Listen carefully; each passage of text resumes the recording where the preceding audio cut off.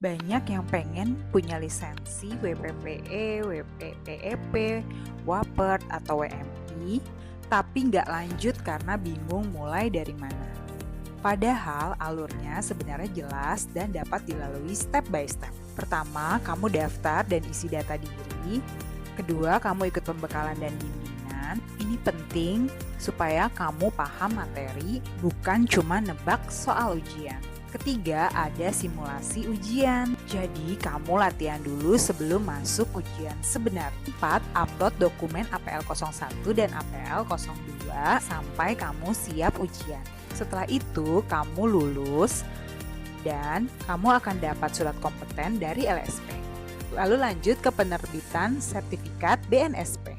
Dan terakhir, KOJK kamu terbit. Intinya ini bukan proses yang instan, tapi kalau kamu tahu alurnya, semua jadi lebih terarah.